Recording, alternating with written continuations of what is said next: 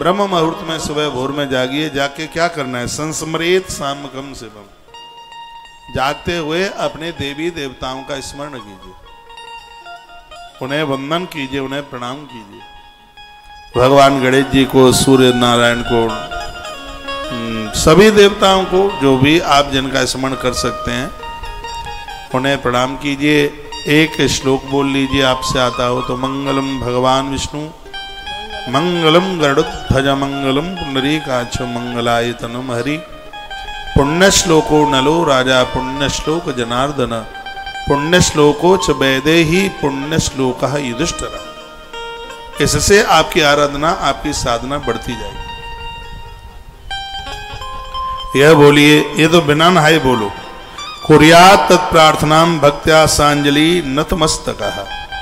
बिस्तर से नीचे उतरते हो तो देवताओं को प्रणाम करके नतमस्तकः, आपका मस्तिष्क धरती के फर्श को जरूर छूना चाहिए। इस बात को नोट कर ले। बहुत लोग तो बस ऐसे ही खड़े खड़े हाथ जोड़ लेते हैं। इसमें क्या लिखा, सांजलि नतमस्तकः। प्रणाम तब स्वीकार होता है, प्रार्थना में क्या होता है, हृदय और मन दोनों को ईश्वर के लिए समर्पित किया जाता है। जब तक आपके हाथ नहीं जुड़ेंगे, जब तक माथा झुकेगा नहीं, तब तक देवता आपके प्रणाम को स्वीकार नहीं करते। आरती में हमेशा हाथ जोड़ करके खड़े रहिए। मंदिर में दर्शन करने के लिए जाते हैं तो हाथ जुड़े हुए होने चाहिए। कुर्यात तत्प्रार्थनाम भक्त्या सा अंजलि नतमस्तकः। आपकी प्रार्थना तब ही स्वीकार देवताओं को होती है जब आपके हाथ जुड़कर मस्तिष्क नीचे के लिए झुक जाता है।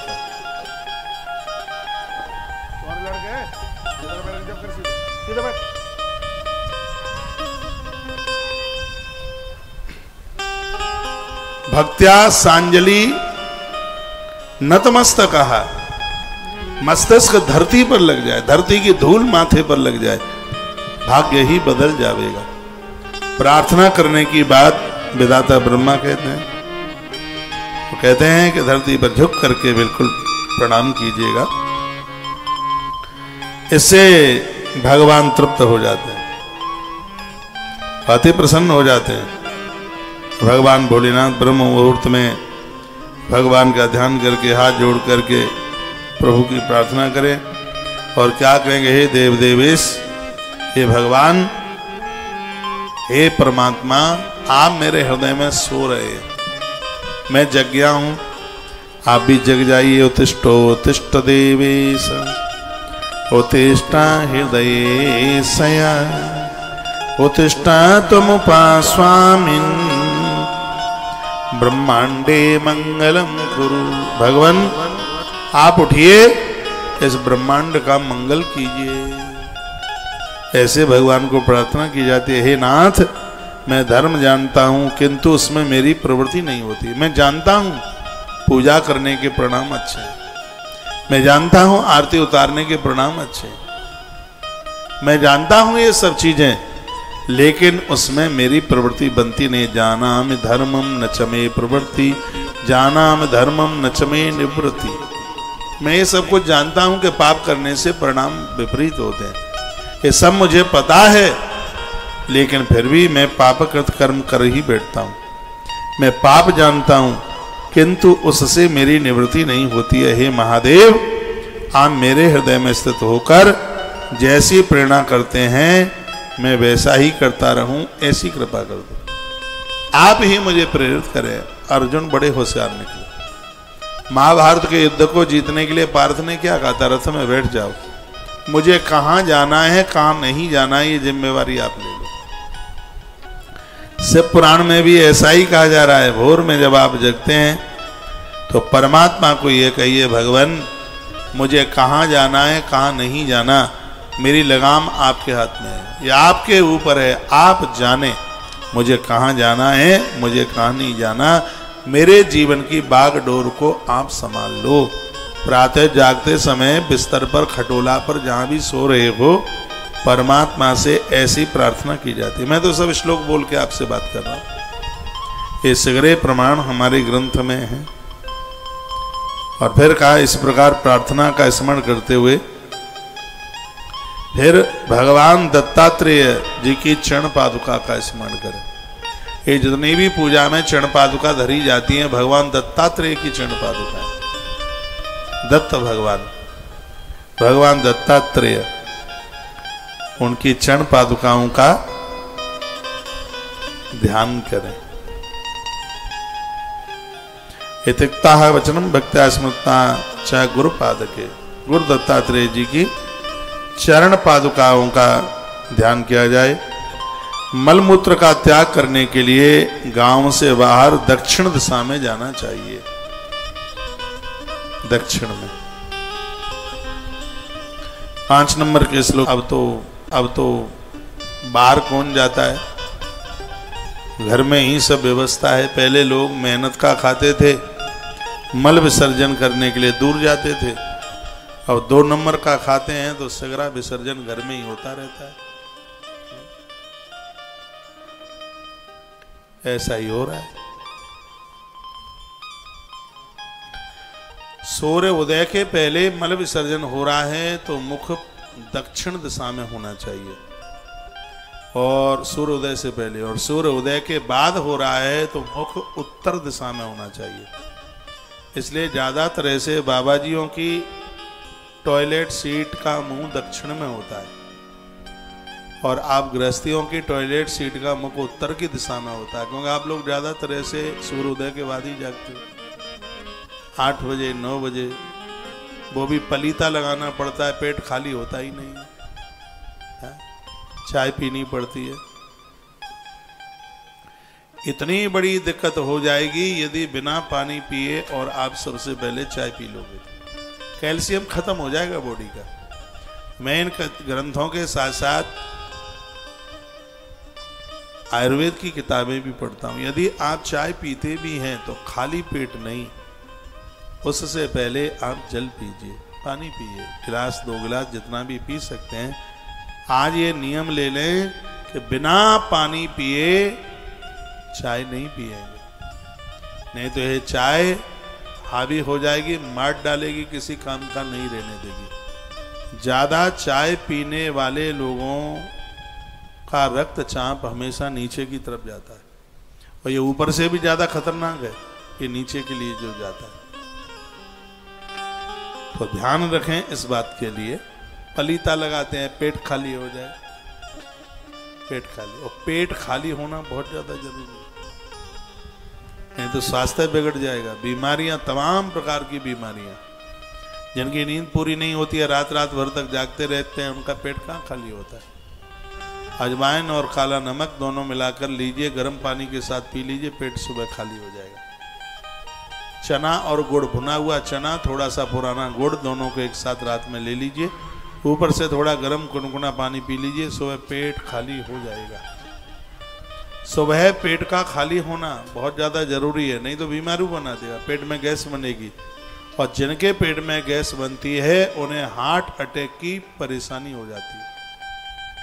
इसलिए पेट का खाली होना बहुत ज़्यादा दूर है, बहुत ज़्यादा जरूरी है। मलमूत्र का त्याग करने के पश्चात मिट्टी से हाथ को जरूर धोएं। जिस दिन आपने व्रत उपवास किया है उस दिन तो ज़्यादा ही जरूरी है। देह शुद्धि की आवश्यकता है। देह शुद्धिम तथा कृत्वा समृद्ध जल विशोधने हस्तौ पादौ च प्रक्षाल्यम दंत धावन आचरित। घर में अंदर प्रवेश मत कीजिए जब तक हाथ पांव मुंह नहीं धो लेते हैं। टॉयलेट वगैरह, लैट्रिन, मल विसर्जन करने के तत्पश्चात ना आप फूल तोड़ सकते, ना आप तुलसी तोड़ सकते, ना आप बेल पत्रों का चयन कर सकते बिना स्नान किए। इसमें तो लिखा है आप रसोई में भी नहीं जा सकते। लेकिन आप में से बहुत सी माताएं ऐसी हैं, 80% माताएं मल विसर्जन के बाद सीधे चाय चढ़ाने के लिए रसोई में जाती हैं। 80% का और भी % ज्यादा बोल दूं, उनके पास सीधा काम यही है, पहले वो मल विसर्जन के लिए और फिर सीधा पता नहीं कुल्ला भी कर लेती हो, राम जाने आप जाने। ये तो सीधे रसोई, मैंने देखा है, अरे मैंने तो यहां तक देखा है कि मुंह में ब्रुश लगा हुआ होता है। हाँ, और रसोई में पहुंची, उसने चाय चढ़ा दी, पति ने कहा थोड़ा अदरक ज्यादा डाल देना, चुप रहो इतना कहा, इतने में कुछ मटेरियल भी टपक गया उसमें। पति को भी पता है, लेकिन उसको बड़ा टेस्ट आता है उसमें, घरवाली का मटेरियल मुंह का, उसको तो रबड़ी से भी ज्यादा बढ़िया लगता है। शुद्धता का बहुत ध्यान रखिए। रात्रि का पहना हुआ वस्त्र कफन से भी ज्यादा अपवित्र है। शुद्धता का तो बहुत ध्यान रखा जाता है, बड़ा वर्णन इसमें किया है। नहा धोकर साफ सुथरे होकर के ही तब ही आप चूल्हे रसोई में प्रवेश करें, क्योंकि वहां अन्नपूर्णा मैया का वास है। वहां घर में बड़ी बरकत होती है जब आप शुद्धि का विशेष ध्यान रखते हैं। लिखा है शुद्ध वस्त्रेण, शुद्ध वस्त्र पहन करके। शुद्ध, ये जरूरी नहीं है कि नया हो, लेकिन यह जरूरी है कि वस्त्र है वो बिल्कुल शुद्ध ही, वो शुद्ध होना चाहिए, धुला हुआ होना चाहिए, उसकी जरूरत है। असौचे प्यथमा प्राप्त स्नान या दुष्णवारिण। किसी के सूतक पातक में आप बैठने को गए हैं, आते वस्त्र सहित नहाइए, ऐसा से पुराण में लिखा। कपड़े के सहित नहाइए, उतार के मत रखिए, कपड़े के सहित नहाए, फिर उन्हें उतारे, फिर धो करके डाल दीजिए। सूतक पातक में गया हुआ कपड़ा जब तक देह के ऊपर वस्त्र सहित नहीं नहाया जावे तब तक वो शुद्ध नहीं होता। इसलिए कपड़े सहित स्नान किया जावे। तो इधर स्वर पर ध्यान दीजिए। तो यह भी वर्णन किया गया, हस्तौ पादौ च प्रक्षाल्य। किसी के सूतक पातक में गए हैं तो मुंह में नीम की पत्तियां दबा करके कुल्ला करें, उससे शुद्धि मिलती है, ऐसा लिखा है। किसी के मृत्यु के समय पर, मृत्यु काल में कहीं गए, वहां से वापस लौटे हैं तो मुख में नीम की पत्तियां दबाइए, फिर कुल्ला कीजिए, यह भी वर्णन किया गया है। और कुछ बातें कही गई हैं। पूजा स्नान के तत्पश्चात शरीर में तेल का लगाना, इसको बिल्कुल भी ठीक नहीं बताया गया है। छठवीं प्रतिपदा, अमावस्या, नौमी, रविवार के दिन, एक बार फिर बोलूं, छठवीं प्रतिपदा, अमावस्या, नौमी, रविवार और व्रत वाले दिन ये तरह तरह की जो चीज़ें हैं उसमें बहुत चीज़ें मिली जाती हैं जिससे व्रत खराब हो जाता है। अब ये दांतों का मंजन पेस्ट बनाया जाता है, क्या क्या चीज़ें उसमें नमक डला हुआ होता है, और भी उसमें ऐसी काफ़ी चीज़ें होती हैं, उसमें जौ का भी बुरादा डाला जाता है। और आप 11 जैसे व्रत में और उसको कर रहे हैं तो इससे उसका कुछ भी रस अंदर पेट में गया तो व्रत तो खराब होता ही है। इसलिए जो पर्व की तिथियां हैं, उपवास की तिथियां हैं, उनमें बबूल और नीम की दांतों का वर्णन किया गया है। कोई भी आप पर्व के समय पर, तो उस समय आप नीम या बबूल की दांतों करें। समय सुविधा के अनुसार यदि नदी नज़दीक है तो आप नदी में स्नान करने के लिए जाएं, ऐसा भी वर्णन किया गया। इतने समय पर गर्म पानी यूज नहीं किया जाता। इतने समय पर गर्म पानी से नहाओगे तो व्रत खंडित हो जाएगा। कब कब न नहाए गर्म पानी से, और वह भी सुन ले एक बार, जयकारा लगाइए, वो बोलो भक्त वत्सल भगवान की जय हो। रविर्दिने तथा श्राद्धे, संक्रांति ग्रहणे तथा महादाने तथा तीर्थे, उपवासादिने तथा। कितनी भी सर्दी पड़ रही हो, कन्या का कन्यादान करने के लिए जा रहे हो, उस दिन गर्म पानी से मत नहाइए। बेटी के कन्यादान के समय पर गर्म पानी से नहीं नहाया जाता। सूर्य भगवान का कोई भी व्रत आप कर रहे हैं, सप्तमी और रविवार, गर्म पानी से नहीं नहाया जाता। श्राद्धों के दिन, 16 श्राद्धों में गर्म पानी से नहीं नहाया जाता। संक्रांति के समय पर भी गर्म पानी से नहीं नहाया जाता। ग्रहण के समय में भी गर्म पानी से नहीं नहाया जाता। जिस दिन आपको भूमि का दान करना है, जिस दिन आपको अन्न का दान करना है, जिस दिन आपको गाय का दान करना है, और जिस दिन आपको कन्या का दान करना है, उस दिन भी गर्म पानी से नहीं नहाया जाता, क्योंकि इन दानों को महादान में बताया गया है। तो इसमें वर्णन है कि महादान वाले दिन भी गर्म पानी से स्नान बिल्कुल भी नहीं किया जाता। लिखा है महादाने तथा तीर्थे उपवासादिने तथा। वर्णन किया है कि यदि तुम तीर्थ यात्रा के लिए गए हो, तीर्थ में पहुंचे हो, ठंड के मारे बर्फ जम जाए, तीर्थ में रह करके भी गर्म पानी से मत नहाइए। तीर्थ। अब ये श्लोक पढ़ करके तो ये लग रहा है कि बड़ा आश्रम बन रहा है, उसमें गीजर लगाया ही ना जाए। हाँ, ये तो श्लोक तो यही बोल रहा है। इसमें वर्णन है, कहा गया है कि आप तीर्थ में गए हैं, उपवास आपने किया है तीर्थ में, चलो एक इसमें छूट दे दी गई है। वो छूट ये दे दी गई है, चलो तीर्थ में आप रोज गर्म पानी नहीं छोड़ सकते, तो तीर्थ में जिस दिन आपका उपवास पड़ा है उस दिन तो गर्म पानी से मत नहाइए। अब तो लग जाएगा गीजर। अगले श्लोक में छूट दे दी। देखिए इन ऋषियों की दूरदृष्टि, देखिए कितनी बड़ी उनकी दूरदृष्टि है। महादाने तथा तीर्थे उपवासादिने तथा। तीर्थ में भी आपकी एकादशी पड़ी है या कोई और व्रत कर रहे हैं आप, और उस दिन आप तीर्थ में हैं, शरीर की बन जाए बर्फ, बन जाने देना, लेकिन गर्म पानी से मत नहाना। ये विधाता ब्रह्मा बहुत बड़े पंडित हैं, ये श्री ब्रह्मा जी ही बता रहे हैं। बीच में एक चौपाई फिर बोलिए, मंगल भवन अमंगल हारी, मंगल भवन अमंगल हारी, प्रभु सुदर्शन अजय बिहारी। मंगल भवन अमंगल हारी, प्रभु सुदर्शन अजय बिहारी। मंगल भवन अमंगल हारी, प्रभु सुदर्शन अजय बिहारी। बोले भक्त वत्सल भगवान की जय।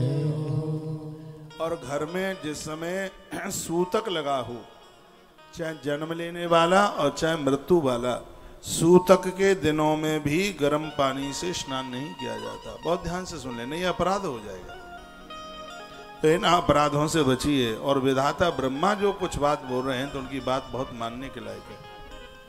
वो कहते हैं अथवा सार्स, वो कहते हैं कि यदि असौचे अथवा प्राप्त स्नान यादु उष्ण वारिणः, उष्ण माने गर्म, वारणा माने जल।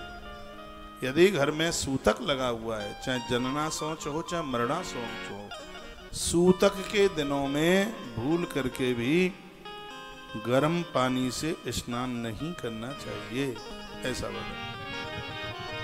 भक्तमान पुरुष तीर्थ के सामने होकर के तीर्थों के सामने होकर के और वह तीर्थों में पहुंच करके स्नान जरूर करें। आप कितने भी जल्दी में आप तीर्थ में पहुंचते हैं और एक रात आप रुके हैं, तो सुबह स्नान करके ही तीर्थ से प्रस्थान कीजिए, क्योंकि तीर्थ में स्नान करने से संपूर्ण नदियों में स्नान करने का फल प्राप्त हो जाता है। तीर्थ की इतनी बड़ी महिमा है। तो ब्रह्मा जी कहते हैं आप तीर्थ में पहुंचे हैं, थोड़ा माइक और खोलें, और आपको सुबह भोर में जल्दी जाना है, तो तीर्थ से आप स्नान करके ही जाना, क्योंकि तीर्थ के स्नान की महिमा है, यह संपूर्ण सरताओं में स्नान करने का फल प्राप्त हो जाता है। यह वर्णन किया गया। नहाने के तत्काल कुछ तेल है, उसको शरीर के ऊपर बिल्कुल मत लगाइए। तेलाभ्यंगम च कुर्वीता वारान दृष्टा क्रमेण च नित्य भंग ते चैवा वास्तम बान दूषितम। वर्णन किया गया है, कहा गया है नित्य सुगंधित तेल लगाने वाले के लिए बार का विचार नहीं। सुगंधित तेल, सरसों का तेल स्नान के तत्पश्चात बिल्कुल लगाया नहीं जाता है। इसमें भी वर्णन किया गया है श्राद्ध के समय पर शरीर में तेल नहीं लगाया जाता, ग्रहण के समय पर शरीर में तेल नहीं लगाया जाता, और उपवास के समय पर भी देह में तेल पूजा से पहले नहीं लगाइए। 3 बातें बताई हैं, श्राद्ध, ग्रहण और उपवास। तो यह पूजा से पहले ये न लगाएं। सरसों के तेल के लिए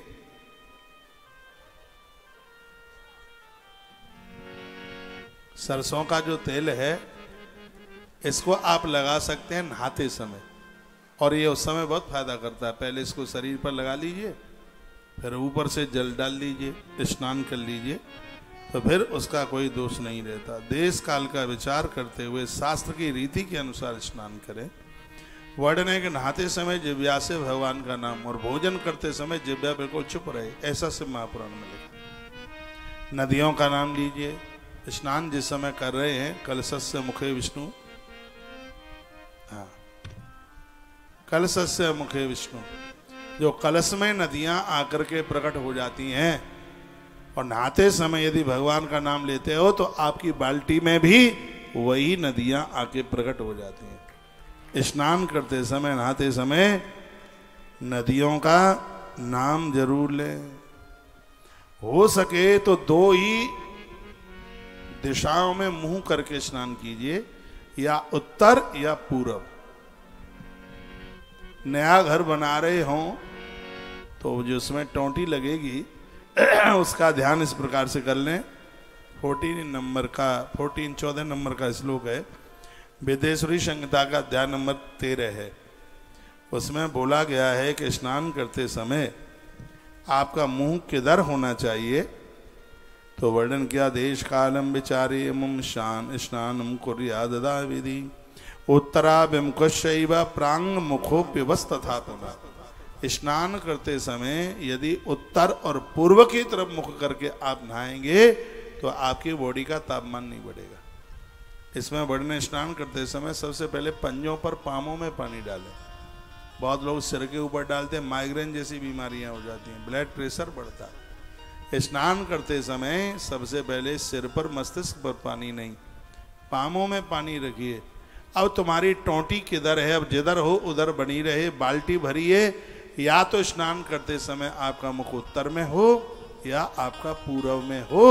ऐसा स्नान आपको निरोगी बना देगा, ऐसा स्नान आपको स्वस्थ बना देगा। 8 दिन में, 15 दिन में एक बार नीम की पत्तियां बाल्टी में डाल करके फिर उस जल से आप स्नान कीजिए। जीवन में कभी चर्म रोग नहीं होगा ही नहीं।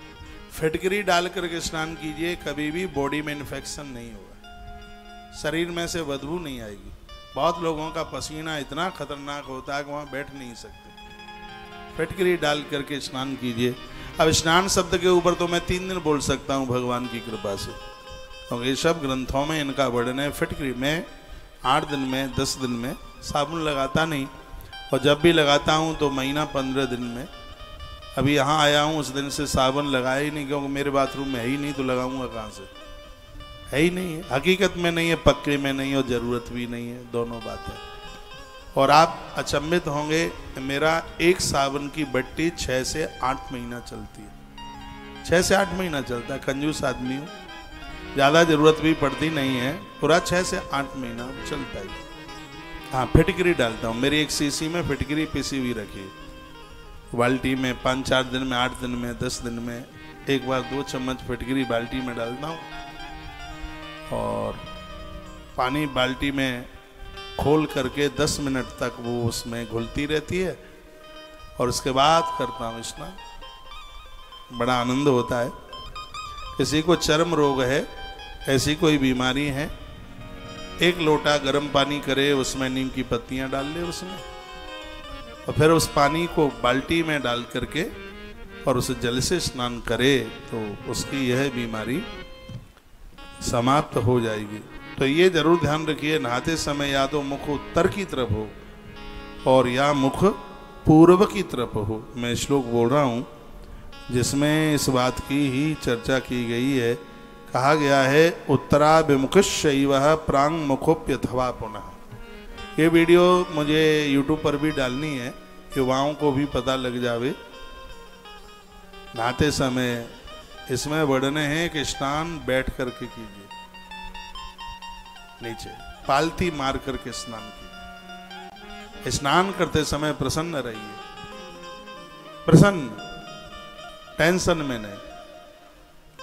इससे आपके माथे के विचार बढ़ेंगे, सोचने की शक्ति बढ़ जाएगी, मस्तिष्क में जिंदगी में कभी दर्द नहीं होगा।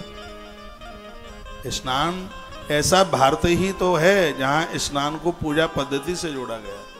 हमारे यहाँ भोर में स्नान करते हैं, पर्व में स्नान करते हैं, नहीं तो बहुत से तो देश ऐसे हैं जहां लोग रात को 12 बजे नहाते हैं, वो चमड़ी चमकाने के लिए नहाते हैं। लेकिन हमारे यहाँ चमड़ी चमकाने के लिए नहीं, हमारे यहाँ तो मन साफ सुथरा रखने के लिए लोग स्नान करते हैं। इसलिए हमारे ग्रंथों में क्या कहा है, सहस्रम स्नान माचरेत। 1000 काम करने से पहले समझदार व्यक्ति को नहाना चाहिए, स्नान करना चाहिए, 1000 काम करने से पहले। लेकिन तुम तो मानोगे नहीं, तुम पहले 1000 काम करोगे, बाद में नहाओगे। वो छूट नहीं जाए, पहले सब कर लो, अखबार भी चाट लो, मोबाइल भी चाट लो, सब पढ़ लो, सबसे गप्पे सप्पे लगा लो, हो नमकीन के साथ चाय पी लो पेट भर के, और ज़्यादा हो जाए तो चटनी के साथ में 2 समोसा भी खींच दो। ऐसा लगता है पहले जन्म के वो क्या बोल दूँ मैं उसको, एक राजस्थान से आते हैं हमारे यहाँ, इधर आते हैं यूपी में, वो गाड़ी सड़क के सारे खेत में लगा देंगे, उनके बच्चों के जन्म भी वहीं हो जाते हैं। हाँ, अरे वो लोहे का बड़ा अद्भुत काम करते हैं, उनसे हांसिया बनवा लो, कुल्हाड़ी बनवा लो। तो एक बार मैंने उन्हें पूछ लिया कि तुम्हें नहाने धोने के लिए बचपना ही था, तो वहीं गांव में खेत के पास वो रुके हुए थे, और वहाँ गर्मियों में ट्यूबवेल की मोटरें वगैरह खोल के ले जाते हैं, नहीं तो चोर ले जाएंगे निकाल के, तो वहाँ पानी की व्यवस्था थी नहीं। तो मैंने उनको पूछा कि तुम्हें तो बड़ी दिक्कत होती होगी, नहाने धोने के लिए पानी की व्यवस्था नहीं है।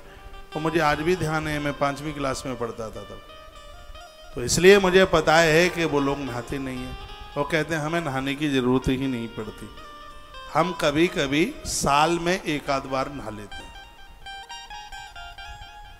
कभी कभी। फिर हम जब नहीं यहाँ नहाते तो हमें ऐसा लगता है कि उसी परंपरा से, उसी वंशावली से आ गए हैं क्या है।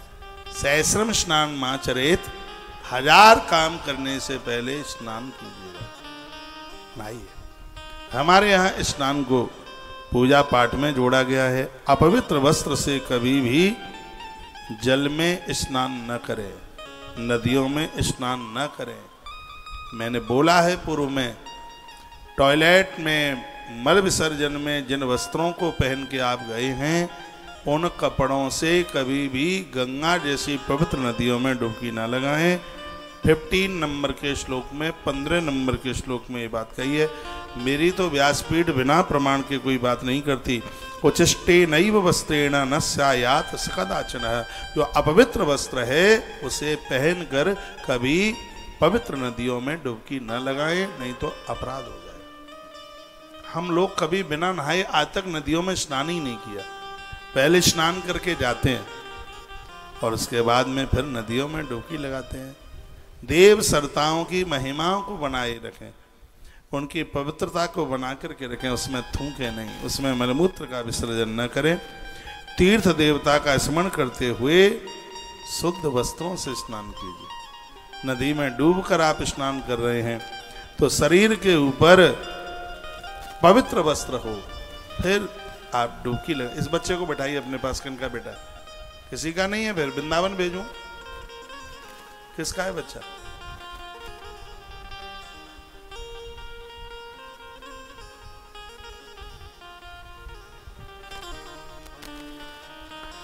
तो ऐसा वर्णन किया गया।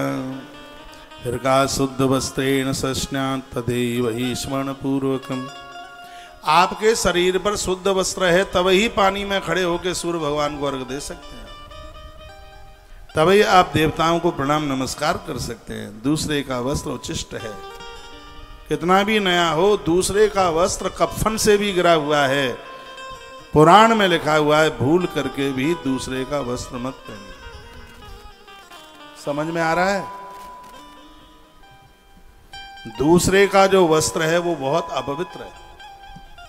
दूसरे का किसी का भी वस्त्र मत पहनिए, बिल्कुल भी नहीं, मना किया है ग्रंथ में। अपना धारण किया हुआ रात्रि का वस्त्र अपवित्र है, अशुद्ध है। शुद्ध वस्त्र से स्नान करना चाहिए। बाहर जो तुम कपड़े धुलवाते हो उसमें भी कहा गया है बाहर से कपड़े धुल करके आए तो उसके ऊपर भी जल का प्रोक्षण कीजिए, तब उनको आप धारण करें। स्नान उपरांत देवता तथा ऋषियों को तृप्त करने के लिए रोज तर्पण कीजिए। ऋषियों के लिए भी देवताओं के लिए तर्पण करें। ते स्नानम तथा कार्यम छालितम स प्रतिजितम तर्पणम च तथई कार्यम देव ऋषि पितृ तृप्ततम। देवताओं को ऋषियों को तृप्त करने के लिए तर्पण करना बहुत ज्यादा जरूरी है। शुद्ध वस्त्र धारण करके आचमन कीजिए। फिर कहा विधाता ब्रह्मा ने, हे ब्राह्मणों, गोबर के द्वारा लीपी गई स्थान में जाकर भली भांति आसन लगाएं। आजकल तो पक्की जगह हैं, गोबर से लिपाई नहीं हो सकती, तो उस जगह पर पोंछा जरूर लगाइए, जिससे धरती का दोष समाप्त हो जाता है। यदि आप ग्रामीण लोग हैं, गांव के लोग हैं, तो आप जरूर, आपको पता होगा, जब सार्वजनिक भंडारे होते हैं, पंगत बिठाई जाती है, पत्तल परोसी जाती है, लोग भोजन करके जब उठ जाते हैं, पहली पंगत उठती है, जब दूसरे लोग फिर भोजन करने के लिए बैठते हैं तो अरहर की लकड़ी से उस स्थान को साफ करके फिर उसके ऊपर पानी के छींटे लगाए जाते हैं। उसके बाद फिर अगली पंगत बैठती है। मालूम है आपको? ये सब लिखा है इस ग्रंथ में। अरहर की लकड़ी के द्वारा उसका झाड़ू बनाकर उस स्थान को साफ किया जाए, फिर उसके ऊपर जल के छींटे लगाए जाए। इससे धरती का, भूमि का दोष समाप्त हो जाता है। वर्णन है, जिस जगह पर आप पूजा करते हैं, आपने मंदिर बनाया है, तो जगह वो कच्ची हो, जहाँ गैया के गोबर से लिपाई हो जाए। यदि ऐसा संभव नहीं है तो उस स्थान पर पोंछा लगा करके, ऐसी जगह पर रोज ही पोंछा लगना चाहिए। जहां देवता बैठे हैं वहां झाड़ू नहीं लगाया जाता। फिर एक डंडे में सूती वस्त्र बांधिए और उस कपड़े से उस स्थान को साफ कीजिए। मंदिर में झाड़ू लगाने से घर की बरकत समाप्त हो जाती है। मंदिर में झाड़ू रखने से घर की बरकत समाप्त हो जाती है। रसोई में झाड़ू रखने से घर की बरकत समाप्त हो जाती है। और ड्राइंग रूम में भी झाड़ू भूल करके भी नहीं रखना चाहिए। झाड़ू रखने की जगह है, सीढ़ियों के ऊपर जो चढ़ते हैं वो छोटी सी कोठरी रह जाती है, हमारे यहाँ उसको भंडरिया कहते हैं। छोटी सी कोठरी जीना पर चढ़ते हैं, वो नीचे रह जाती है। जूता चप्पल झाड़ू पोंछा रखने का यही स्थान। रसोई का झाड़ू अलग होना चाहिए। बाहर से कोई आया है तो तुम्हारे घर के झाड़ू के ऊपर उसकी निगाह न पड़े। वशिष्ठ संहिता में बड़ा वर्णन किया गया इन सब चीजों के लिए। वशिष्ठ संहिता में बड़ी अद्भुत बातें कही हैं। तो बुद्धिमान व्यक्ति को चाहिए कि वह गैया के गोबर से लीप करके वहाँ उत्तम आसन लगावे। शुचौ देशे ततो गत्वा गोमयादुपमार्जिते आसनम च शुभम तत्र रचनीयाम दजुत्तमः। आइए एक पंक्ति भगवान महादेव के चरणों में कीर्तन की समर्पित कर दें।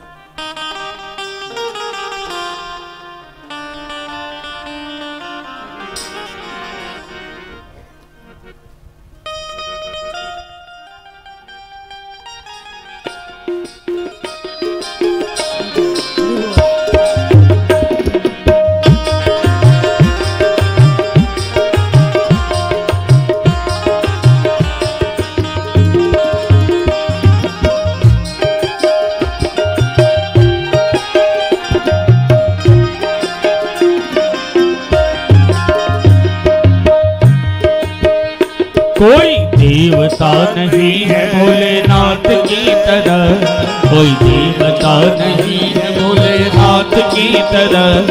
लुटाते हैं खजाना बरसात की तरह, लुटाते हैं खजाना बरसात की तरह। कोई देवता नहीं है भोलेनाथ की तरह, कोई देवता नहीं है भोलेनाथ की तरह, लुटाते हैं खजाना बरसात की तरह, लुटाते हैं खजाना बरसात की तरह।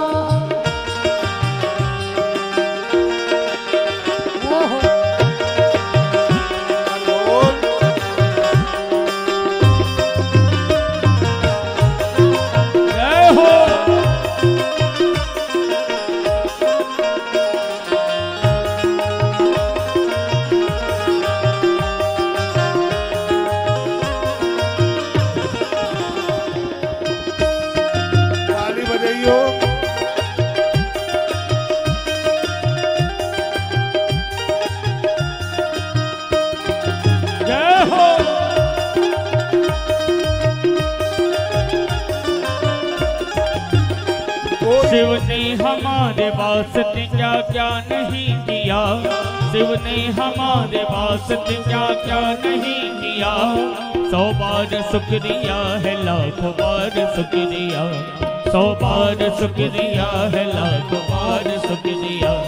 शिव ने हमारे वास्ते क्या क्या नहीं किया, शिव ने हमारे वास्ते क्या क्या नहीं किया। 100 बार शुक्रिया है, लाखों बार शुक्रिया, 100 बार शुक्रिया है, लाखों बार शुक्रिया। रखते ख्याल मेरा, रखते ख्याल मेरा औलाद की तरह, रखते ख्याल मेरा औलाद की तरह। लुटाते हैं खजाना बरसात की तरह, लुटाते हैं खजाना बरसात की तरह। कोई देवता नहीं है भोलेनाथ की तरह, कोई देवता नहीं है भोलेनाथ की तरह। लुटाते हैं खजाना बरसात की तरह, लुटाते हैं खजाना बरसात की तरह।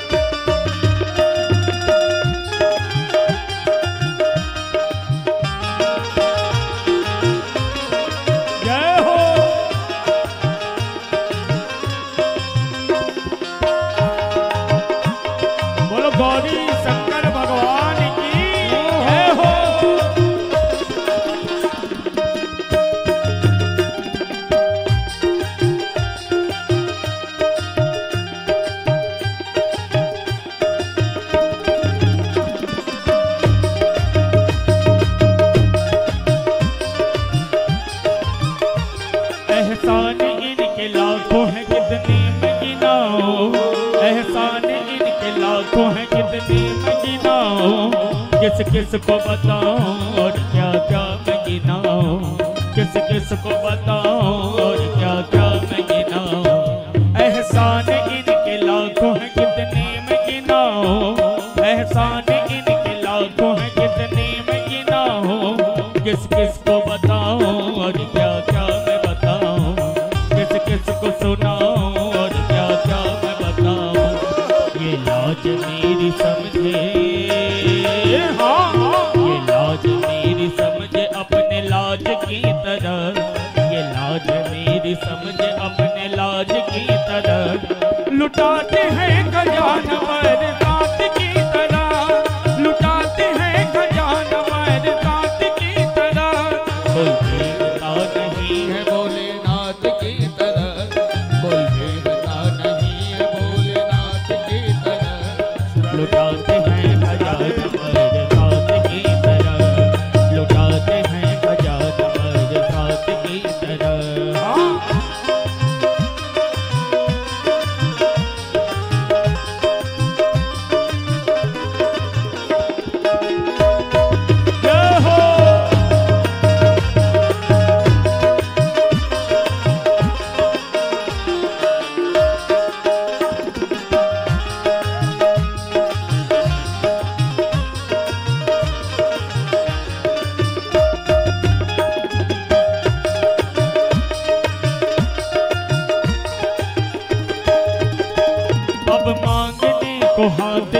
बचते नहीं मेरे, अब मांगने को हाथ ये उठते नहीं मेरे।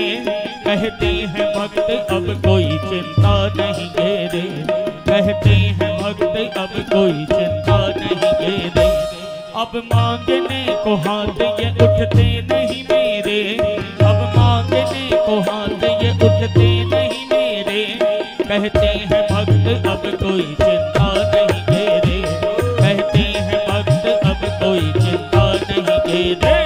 रह संग ये हमेशा,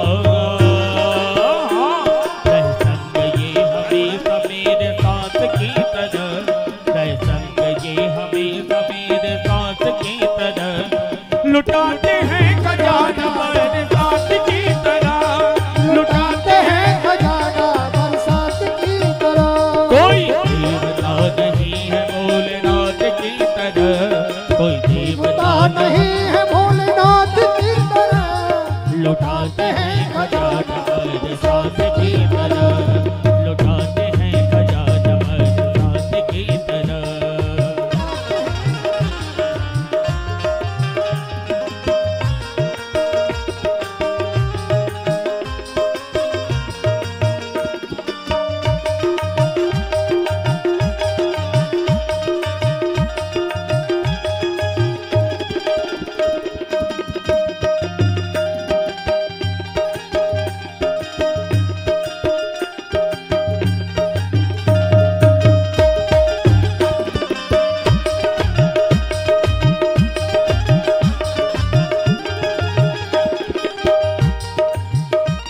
शिव ने हमारे वास्ते क्या क्या नहीं किया, शिव ने हमारे वास्ते क्या क्या नहीं किया।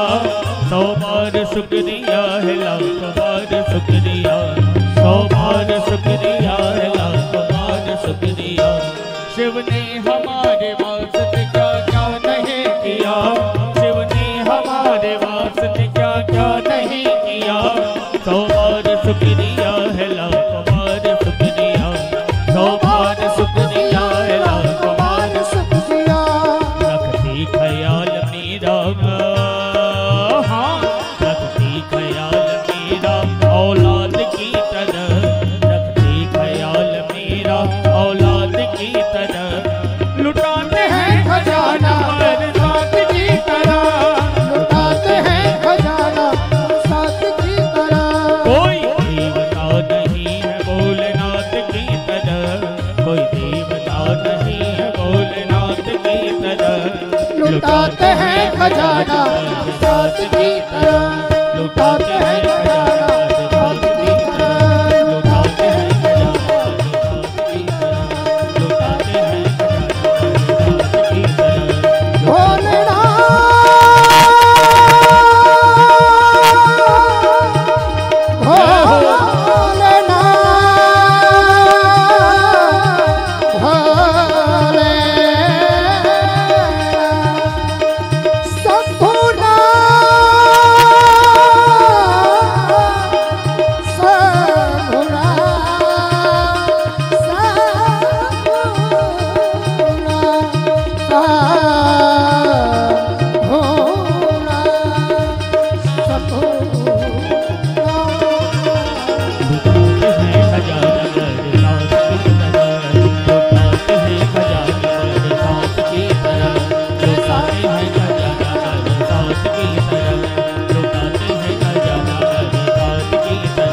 कोई देवता नहीं है भोलेनाथ की तरह, कोई देवता नहीं है भोलेनाथ की तरह।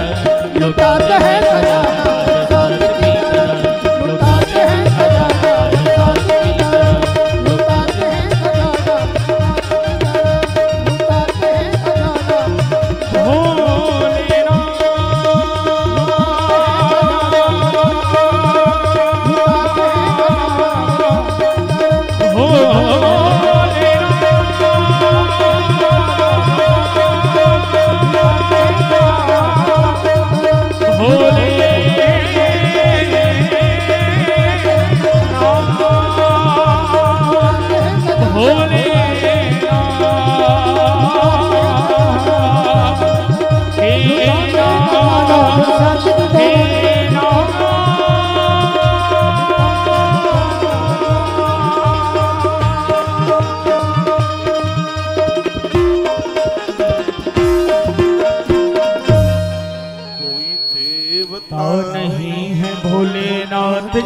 तरह, कोई देवता नहीं है भोलेनाथ की तरह। लुटाते हैं खजाना बरसात की तरह, लुटाते हैं खजाना बरसात की तरह। कोई देवता नहीं है भोलेनाथ की तरह, कोई देवता नहीं है भोलेनाथ की तरह। लुटाते हैं खजाना बरसात की तरह, लुटाते हैं खजाना बरसात की तरह, लुटाते हैं खजाना बरसात की तरह। बोले भक्त वत्सल भगवान की जय हो। जय जय श्री राधे श्री राधे श्री राधे श्याम। आइए विधाता ब्रह्मा जी पूजा की विधि बता रहे। माताएं जा रहे हैं आप? कहाँ जा रहे हैं? कहाँ? काशी? भोजन कर लिए थे आप आके? भूखे बन जाना। माइक खोल भाई। ठीक है, फिर जल्दी आइएगा, वृंदावन पधारिए। तो विधाता ब्रह्मा कहते हैं कि स्नान के बाद धुले वस्त्र पहने हैं, उसके बाद आसनम च शुभम तत्र रचनीयम द्विजोत्तमः, शुद्ध आसन पर पवित्र आसन पर बैठिए। माथे पर चंदन तिलक रोली भस्म जरूर लगाइए। तत्रोपविश्य कुर्वीता त्रिपुण्यम भस्म नाम सुधी। बिना तिलक लगाए हुए जप तपस तथा दानम पुण्यान् सफलम भवेत। बिना तिलक लगाए हुए जो आप जप करते हैं उसका कोई फल नहीं मिलता। बिना तिलक लगाए हुए आप व्रत करते हैं, तप करते हैं, उसका कोई फल नहीं मिलता। बिना चंदन तिलक लगाए हुए आप दान करते हैं, उसका भी कोई फल प्राप्त होता नहीं है। माथे के ऊपर, ये हमारी सनातन संस्कृति में, सुनो पूरी बात, ये चंदन तिलक की बड़ी महिमा है। चंदनम महत पुण्यम सर्व पाप प्रणाशनम। इतना महान पुण्य है कि सभी पापों को जला देता है। आपदाम अपहरतारम, आपत्ति का हरण कर देता है। लक्ष्मी तिष्ठत सर्वदा, घर में अन्न और धन की बरकत बनी रहती है। तो आदत डालिएगा, बहुत बड़ा हमारा जैसा ना लगा पाए तो छोटा लगाइए। जपस तपस तथा दानम त्रिपुण्यात् सफलम भवेत। जप तप और दान तिलक लगाने से ही यह अपने आप में सफल होते हैं, ऐसा वर्णन किया गया है। एवं कृत्वा त्रिपुण्यम च रुद्राक्षान् धारये नरः, सम्याद सुखम कर्म पुनराधादे शिवम। रुद्राक्ष की माला धारण करके त्रिपुंड लगाकर भगवान महादेव की पूजा की जाती है, तो पूजा भगवान शिव को अति प्रिय लगती है। भगवान महादेव उसको स्वीकार कर लेते हैं। और भी बड़ी सुंदर सी बात कही गई है। भगवान महादेव को जिस लोटे से आप निला रहे हैं, तो अर्घ पात्रम तथा चेकम जलगंधा अक्षतायुतम, उस पानी में दो चीजें जरूर डालिए। एक का नाम है गंध रोली और दूसरे का नाम है अक्षत चावल। जो भगवान को निलाते हैं, इसमें वर्णन है कि उस पात्र में, उस लोटे में, पानी भरे लोटे में तीर्थ का तो जल आपने डाल ही लिया होगा, उसमें दो चीजें और डालें। एक का नाम है गंध और एक का नाम है चावल। गंध अक्षत रही उत्तम। अब मुझे पता नहीं है लोग गंध के लिए क्यों मना करते हैं। जगह जगह बार बार लिखा हुआ आ रहा है कि लोटे में गंध डालें और उसमें अक्षत चावल डालें। भगवान की जो पूजा की थाली है उसको हमेशा दाहिने हाथ पर रखिए। श्लोक लिखा है दक्षिणांसे तथा स्थापु उपचारस्य क्लिप्ताय।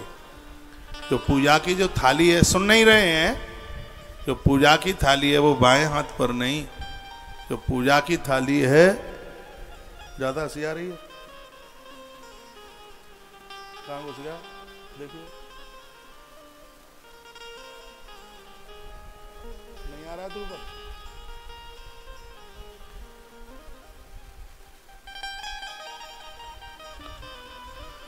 दक्षिणांसे तथा स्थाप्य हम उपचार क्लप्तये।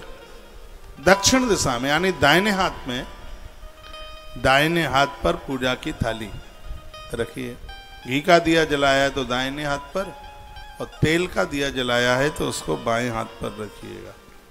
मुद्र एकाम प्रदर्शे व पूजेद विघ्नहारकम। पूजा जब आरंभ करें तो विघ्नहर्ता भगवान गणेश से ही अपनी पूजा को शुरुआत करें। पूजा में संकल्प, नित्य की पूजा है, उसमें रोज संकल्प नहीं होता। किसी अनुष्ठान में आप बैठे हैं तो उसमें संकल्प की जरूरत होती है। संकल्प से कामना की पूर्ति होती है। सिंदूरादि पदाशैव सिद्ध बुद्धि समन्वतः। गणेश के ऊपर सिंदूर जरूर चढ़ाएं। सिंदूर के बिना गणेश की पूजा को अधूरा माना गया है, पूरा माना ही नहीं गया। भगवान गणेश के ऊपर सिंदूरादि पादिर्तई सिद्ध बुद्धि समन्वतम। गणेश के ऊपर सिंदूर चढ़ाने से सिद्धि बुद्धि सब कुछ प्राप्त हो जाती है। लक्षला अयुतम तत्र पूजित तानमेत पुनः। 1,00,000 दूर्वा चढ़ाइए गणेश जी के ऊपर, चढ़ा सकते हो तो चढ़ा लीजिए। चतुर्यंते नाम पदे नामंतो प्रणवादि भी, और उनका 4 अक्षर वाला जो नाम है, क्या नाम है? श्री गणेशाय नमः। उसके द्वारा ही आप उनके ऊपर ये सब चीज़ें चढ़ा सकते हैं। उसके तत्पश्चात फिर वर्णन किया गया, पूज्यत्वा तथा पश्चात पूजिएद गिरिजाम सती। अपनी पूजा में सबसे पहले गणेश जी की पूजा, दूसरे नंबर पर माँ दुर्गा भगवती की पूजा होनी। तो ये उनको ये भोग लगाने की ये बड़ी अद्भुत बात कही गई है। और इसके कुछ आगे के चैप्टर हैं, वो कल भी हम सुना देंगे। थोड़ा सा कुछ राम कथा का भी प्रसंग आपको सुना दूं, क्योंकि 3:15 तो बज ही गया है। तो कथा कहते कहते तो थकान होती नहीं है। 4 बजे से फिर यहाँ अनुष्ठान है, और इस कार्यक्रम में कथा से भी ज़्यादा महिमा इस अनुष्ठान की है।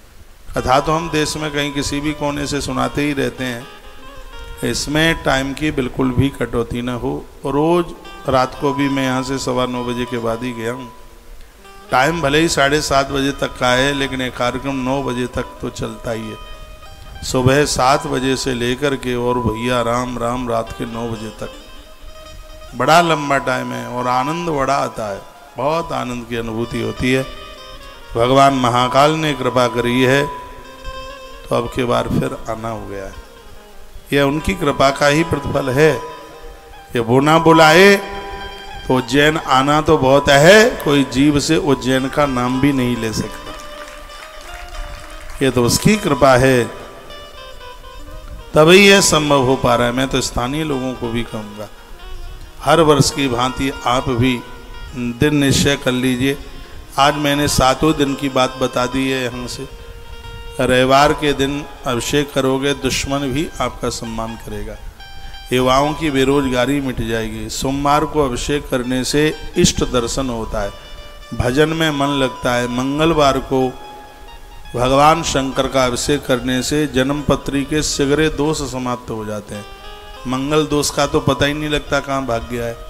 मंगलनाथ कृपा कर देते हैं। मंगलवार का महारुद्राभिषेक ऐसा है, आप चाहते हैं कि हमारे बच्चे और बहू अंतकाल तक बुढ़ापे में भी हमारा संग न छोड़ें, तो इसके लिए बुधवार के दिन भगवान शंकर का अभिषेक जरूर कीजिएगा। बेटे बड़े हो रहे हैं, अभी वो विवाह के योग्य हो गए हैं, विवाह हो नहीं पा रहा है, बच्चे पढ़ने में कमज़ोर हैं, उसके लिए गुरुवार का जो महारुद्राभिषेक है किसी वरदान से कम नहीं है। घोर गरीबी का नाश करने के लिए शुक्रवार का अभिषेक है। संतान प्राप्ति और बीमारी को समाप्त करने के लिए शनिवार का महारुद्राभिषेक है। तो ये तो सप्ताह के 7वें दिन के अभिषेक वेरी वेरी मोस्ट इम्पोर्टेंट बन गए हैं। एक से एक बढ़ करके 2 नहीं, एक से एक बढ़ करके 11। महामृत्युंजय मंत्र की भारी महिमा है, और महाकाल की धरती पर तो कुछ ज्यादा ही महिमा है महामृत्युंजय मंत्र की। इस वर्ष काफी संख्या बढ़ाई है महामृत्युंजय जप की, तो उसमें आप भी यह सौभाग्य प्राप्त कर लेना। सब सूचनाएं यहाँ से आपको दे दी गई हैं, और आचार्य लोगों को आप पूछ लेना, सामने से रजिस्ट्रेशन लेना होगा। कल का दिन है गुरुवार, बच्चों की पढ़ाई के लिए। गुरुवार कितना बढ़िया है। बच्चों के विवाह के लिए कई उपाय बताता हूं मैं। माताओं को कहता हूं 16 सोमवार कर लो। उनको मैं ये भी कहता हूं गुरुवार के दिन पीली गैया को पीली दाल आटे में गूंथ कर रख करके गुड़ के संग खिला दो। और उनको ये भी कहता हूं कि गुरुवार के दिन भगवान महादेव का अभिषेक भी कर लो। तो भगवान की कृपा से कल गुरुवार है। फिर आ रहा है शुक्रवार। शुक्रवार के दिन पिछले साल का आपको ध्यान हो, मैंने बहुत विस्तार किया था महामृत्युंजय जप की महिमा। तो परसों शुक्रवार है और एक ब्राह्मण आपका ये चक्कर घूम रहा है, पता है भाई है?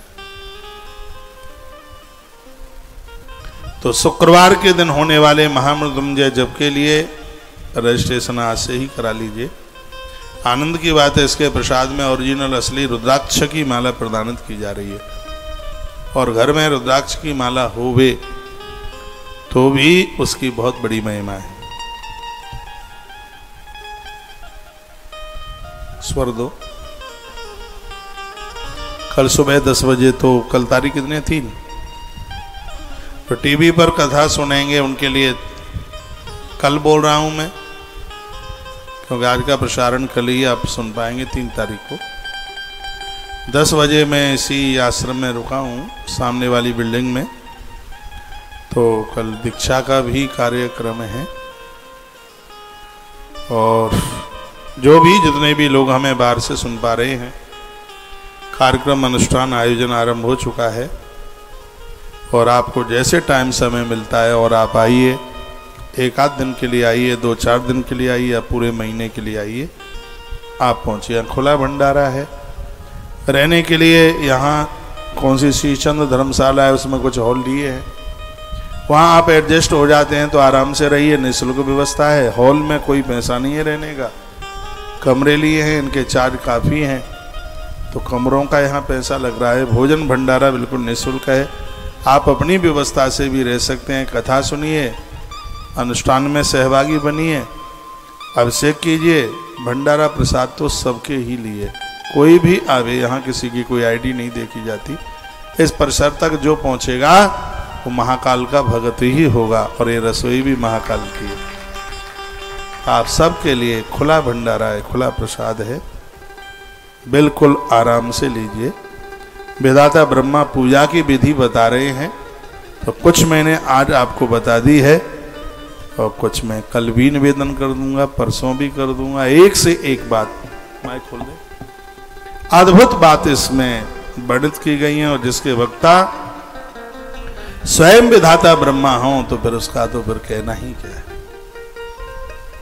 आइए, गोस्वामी तुलसीदास जी रामचरितमानस लिखने के लिए बैठे। ज्ञान झरोखे प्रश्नोत्तरी में मैं एक प्रश्न दे रहा हूं आपको, क्या आप जवाब देंगे? रामचरितमानस कहां लिखी गई? Option A Chitrakoot, option B Varanasi, option C Sukar Kshetra और ऑप्शन डी अयोध्या। 4 में से एक ही सही है और आप जवाब दीजिए, मैं ताली बजा दूंगा आपके लिए बहुत जोर से। रामचरितमानस कहां लिखी गई? Option A Chitrakoot, option B Varanasi, option C Sukar Kshetra, Soron जिसे बोलते हैं, और ऑप्शन डी अयोध्या। 4 में से कौन सी जगह है? कौन बताएंगे? खड़े होके बताइए। हाँ, आपने चित्रकूट बताया, आप क्या बताए? चित्रकूट। हाँ, और आप क्या बताए? यूट्यूब वाले भक्तों आप बताइए रामायण कहाँ लिखी गई है? आप चित्रकूट बता रहे हैं, वो चित्रकूट बता रहे हैं। बनारस भी बताया किसी ने? वाराणसी? हाँ, अच्छा, तो इसका सही जवाब है ऑप्शन डी अयोध्या। रामायण अवध में लिखी गई, अयोध्या में माता सरयू के किनारे पर मानस का लेखन हुआ है, रामचरितमानस। ये बात मैंने पूर्व में भी कभी बताई होगी। जिन्होंने चित्रकूट लिखा है उनका बिल्कुल गलत है। जिन्होंने काशी लिखा है उनका भी गलत है, और जिन्होंने लिखी है अयोध्या उनका बिल्कुल सही है। भगवान महादेव ने काशी में आज्ञा दी थी रामायण लिखने के लिए। चित्रकूट में राम जी का दर्शन हुआ था तुलसी बाबा को। भगवान महादेव के आदेश से, उनकी कृपा से, और जगह का भी चुनाव महादेव ने किया था, कहा अवध जाइए अयोध्या। और जब ये रामचरितमानस लिखी गई उस समय वही नक्षत्र, वही योग पड़ा था जो राम जी के जन्म काल पर पड़ा था। वही